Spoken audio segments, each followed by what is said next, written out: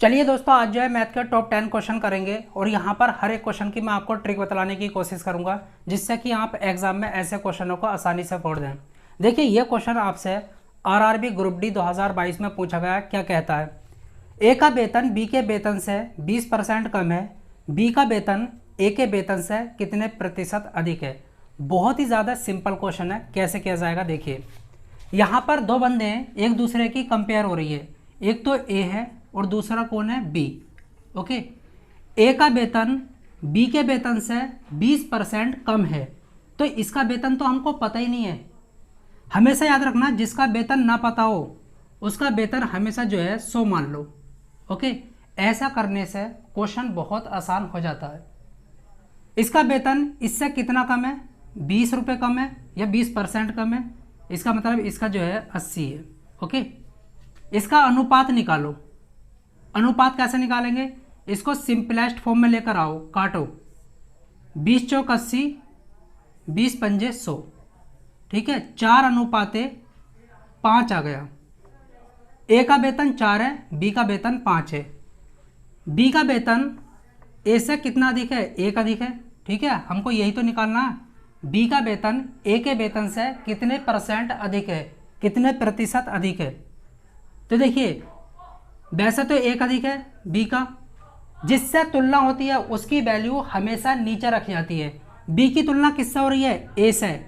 ए का वेतन कितना है? 4, तो यहाँ पर रखेंगे। और परसेंट बनाने के लिए, प्रतिशत बनाने के लिए 100 से गुणा होगी। 4 से काटो, 4 दूनी 8, 4 पंजे 20। ठीक है, तो बी का जो वेतन है, बी का जो वेतन है ए के वेतन से 25% अधिक है। इस तरीके से हम निकाल लेते हैं। कौन सा ऑप्शन सही जाता है? आपका ऑप्शन जो है बी बिल्कुल करेक्ट जाता है। बताइए, इस क्वेश्चन में क्या था? कुछ भी नहीं था।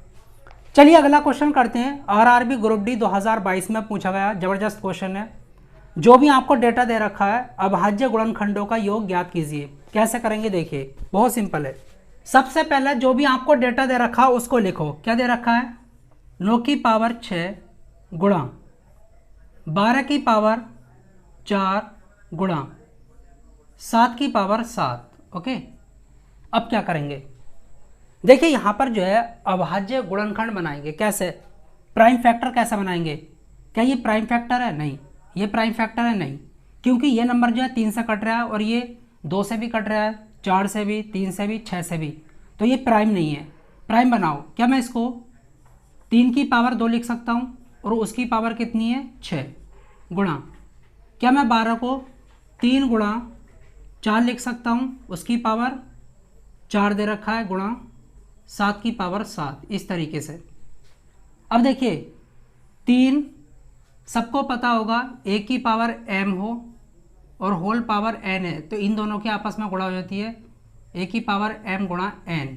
तो यहाँ पर गुणा कर देंगे, 6 दूनी 12। इस तरीके से गुणा।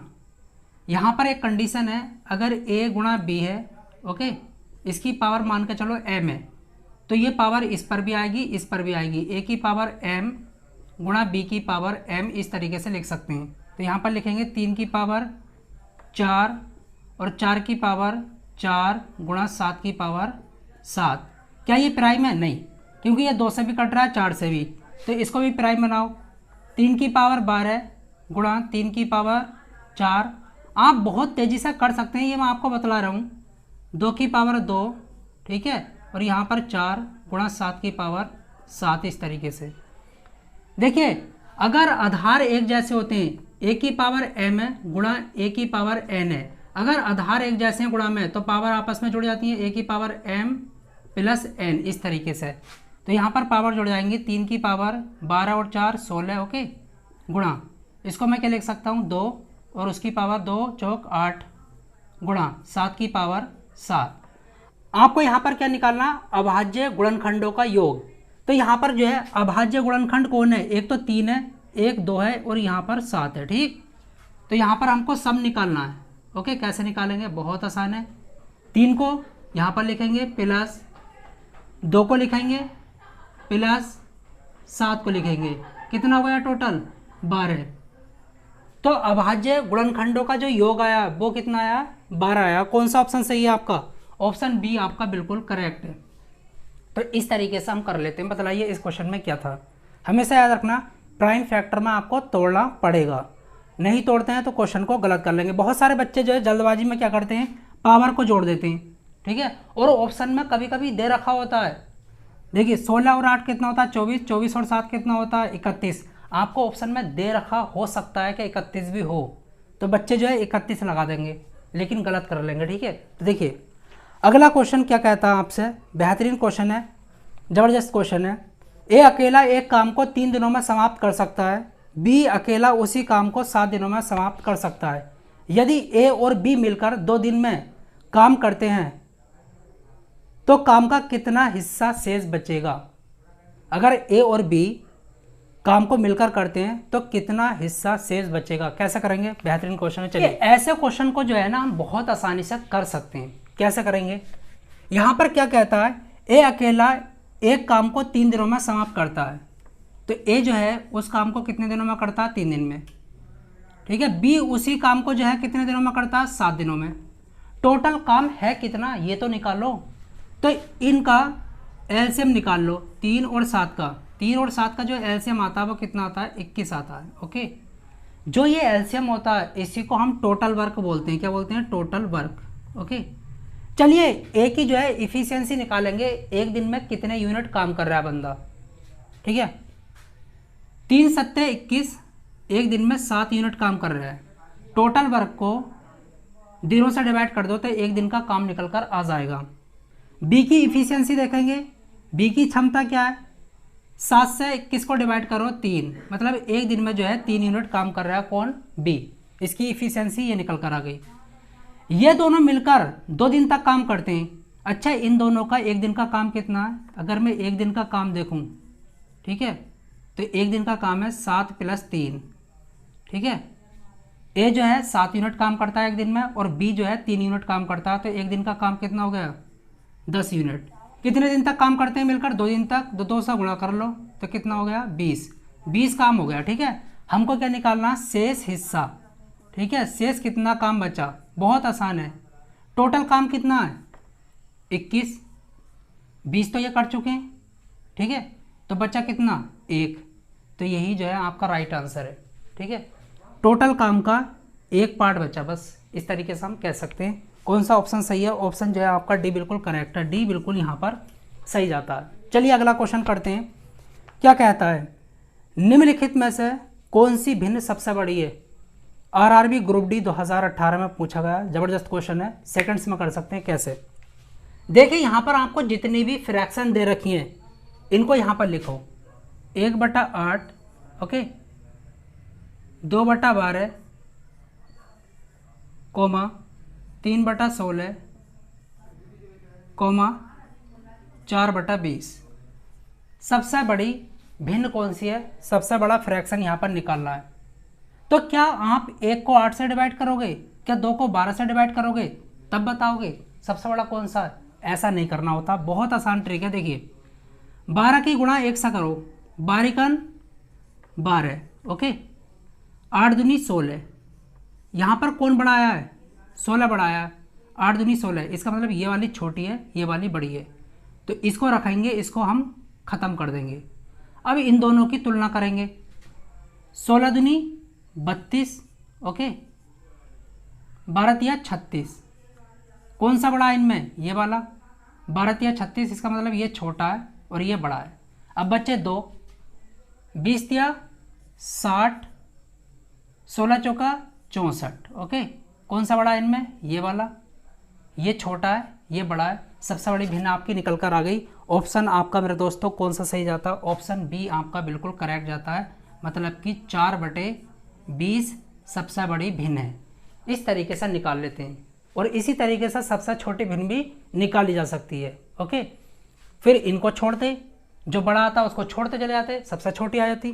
चलिए अगला क्वेश्चन करते हैं। ये क्वेश्चन ज़बरदस्त क्वेश्चन है, ऐसे क्वेश्चन तो पूछे ही जाते हैं। चलिए क्या कहता है इसमें, देखिए आपको जो है x का मान निकालना, पर कैसे कैसे, देखिए ये कह रखा है यदि x प्लस आपको आगे दे रखा है 1/1 प्लस 1/3 प्लस 1/4, ओके, बराबर में कितना दे रखा है 2, x का मान निकालना है। इसको सॉल्व कैसे करेंगे? देखिए बहुत आसान है, बहुत ज़्यादा आसान है। कैसे? आप इनको छोड़ दो, बस इतने पार्ट को उठाओ, ये इतना पार्ट जो दिखाई पड़ रहा है आपको, ये वाला पार्ट, इसको कैसे करेंगे? देखिए 1 प्लस 1/3 प्लस 1/4। देखिए इसकी क्लास एक पहले ही ले रखी है, उसमें मैंने आपको समझा रखा है ऐसे क्वेश्चनों को कैसे किया जाता है। चलिए बहुत आसान है, ऐसे क्वेश्चनों को हमेशा नीचे से ऊपर सॉल्व करेंगे। ये लैडर वाले क्वेश्चन होते हैं, इसको कंटिन्यूड फ्रैक्शन बोलते हैं। कैसे करेंगे? जो आपको नीचे फ्रैक्शन दे रखी है, जो इसमें न्यूमिनेटर है, अंश है, उसको पहले लिखेंगे 1, और जो डिनोमिनेटर है इसको यहाँ पर लिखेंगे इस तरीके से। अब यहाँ पर कितने साइन है? 1 2, ठीक है, तो हम 2 डॉट लगाएंगे, 1 और 2 यहाँ पर। प्लस प्लस कितने साइन थे? 1 2, तो 2 डॉट लगा दिए। अब यहाँ पर लिखेंगे 3, ठीक है, और यहाँ पर लिखेंगे 1। कुछ नहीं करने की ज़रूरत है, एक क्लास ले रखी है, आप समझ सकते हैं वहाँ से, बहुत आसान है। अब क्या करना होगा? प्लस साइन ये बतलाता है कि जोड़ना है सिर्फ। 3 चौक 12, 12 में 1 जोड़ा कितना आएगा? 13। इस तरीके से 1 की 13 से गुणा करोगे 13 ही आएगा, 13 में 4 जोड़ोगे कितना आएगा? 17 आएगा। इस तरीके से अगर यहाँ पर प्लस के साथ में या माइनस के साथ में कुछ दे रखा है तो फ्रैक्शन हमेशा कैसा बनेगी? लास्ट वाला जो है ऊपर आएगा और इससे पहले वाला हमेशा नीचे आएगा। ओके, ये इसको सॉल्व करोगे तो कितना आएगा? 17/13। आप समझ सकते हैं, इसकी क्लास मैंने ऑलरेडी ले रखी है। ओके, चलिए अब यहाँ पर क्या करेंगे? x प्लस 1 यहाँ पर रखेंगे, यहाँ पर 17/13, ओके, बराबर में क्या? 2। इसको कैसे लिखेंगे? उल्टा करके x प्लस 13/17 बराबर में कितना? 2। इसको उठाकर इधर लेकर आएंगे तो x is equal to 2 minus 13/17, ठीक है, ये कितना आएगा?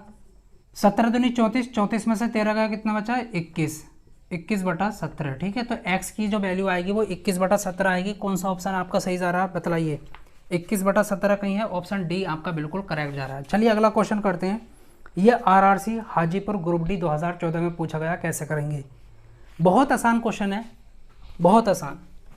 देखिए जब भी आपको इस तरीके का कोई भी क्वेश्चन दे रखा हो उसको बहुत आसानी से निपटाया जा सकता है। आपको दे रखा है 9 9 9, यहाँ पर 1/7, ठीक है, इस तरीके से प्लस 9 9 9 2/7 प्लस 9 9 9 3/7 प्लस 9 9 9 4/7 प्लस 9 9 9 5/7। आपको इस तरीके से दे रखा है, और भी आगे दे रखा है, ठीक है, 9 9 9 6/7। बहुत आसान है, कुछ नहीं करना।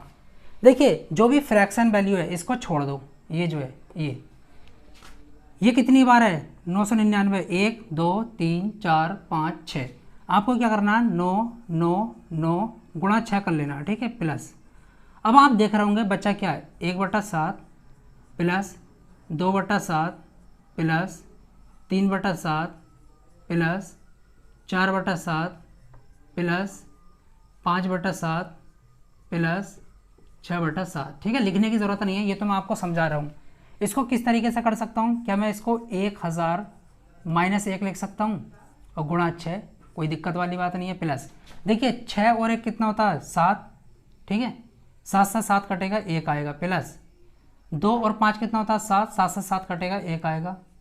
4 और 3 कितना होता है? 7, 7 से 7 कटेगा 1 आएगा। इस तरीके से 6 की गुणा 1000 से होगी तो 6000, ठीक है, माइनस 6 × 6 प्लस यहाँ से कितना आएगा? 3, ये कितना आया? 5994, ठीक है, प्लस 3, तो यहाँ से कितना आ गया आपका आंसर?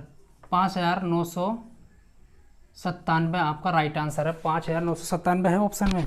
हाँ, ऑप्शन सी आपका बिल्कुल करेक्ट है।